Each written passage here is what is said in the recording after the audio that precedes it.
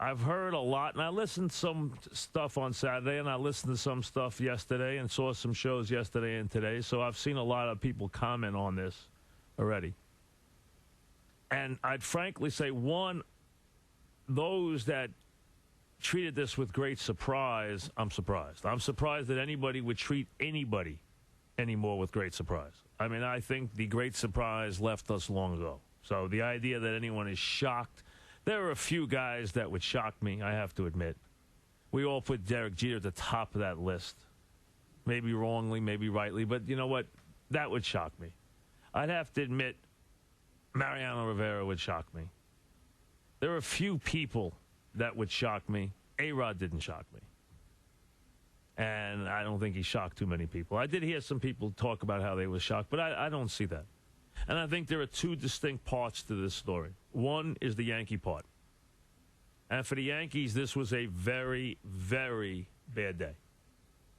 Why? Because the Yankees had a decision to make when they decided to bring A-Rod back. And there was clearly a division inside the Yankees. And I think the division went this way.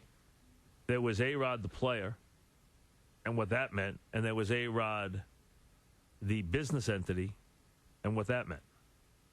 And obviously, the idea of what A-Rod meant to this organization, it wasn't going to hurt you on the field from a baseball standpoint, but maybe you could make a case to spend the money more wisely in a different way and build a different fashion team, since you'd had no success in the 4 years that he had been here, and now it's been 5. Or you look at it from a standpoint of the Yankees going into a new stadium, selling tickets over the next decade, the Yes Network and everything that means, and the idea of having this quote-unquote clean run at the home run record. And the Yankees tied themselves to that pursuit, understanding that that would mean enormous ratings, that it would mean full houses. It's not lost on anybody in the Yankee organization that the Yankees had never drawn 4 million people until A-Rod came to the team. And A-Rod's been very good for the business of the New York Yankees, even if he hasn't been that good for the bottom line in the postseason. And that was where it all came from, and that has now been washed away, because now the pursuit, no matter where this takes us, A-Rod does a mea culpa, A-Rod comes clean, A-Rod sticks up his back, and A-Rod completely denies. Wherever he takes this, it doesn't really matter, because in the court of public opinion, he's already been tried.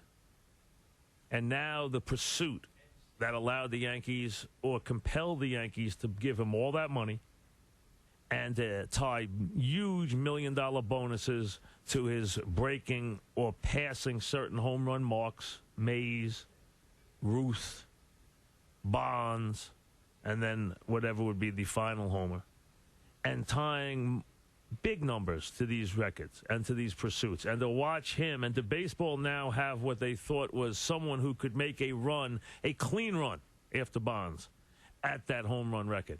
That was something that baseball was looking forward to. That was something the Yankees had, without question, hitched their wagon to, and now that's gone. So now inside the Yankees, those that didn't want are doing an I told you so, and those that did are saying, oh, what do we do here? Now, you would think sometime along the way, when they decided to ready this huge contract, they did say, well, what happens if he turns up along the way? I'm sure it was discussed, because why wouldn't it be? Every great slugger had been under some kind of scrutiny, and A-Rod had been under scrutiny on more than one occasion.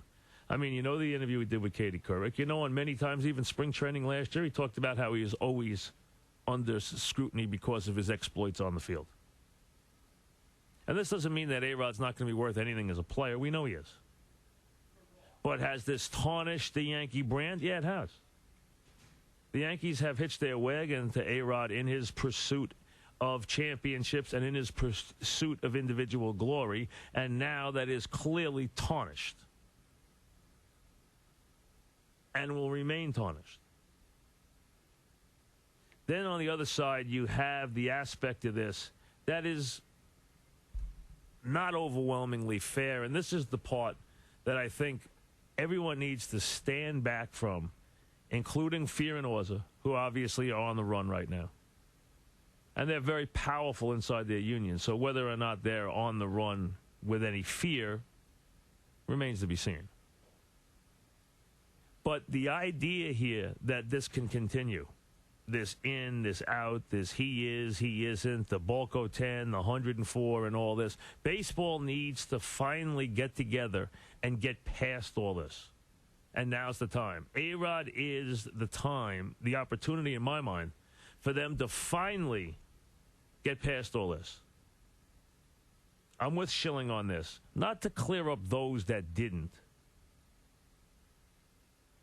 Because the idea that just because your name isn't on that 104 doesn't mean you never took steroids, and it doesn't mean you didn't use HGH. Those days will not, now, you know you're still not testing for HGH. Eventually, they'll have a urine test for HGH. You've heard talk that it will happen within the next couple of years. They have a test already that they're fooling with. You've heard the guys at UCLA talk about that. Eventually, there'll be a test for all this stuff, but then there'll be something else that somebody can take. There'll always be something else that somebody can take.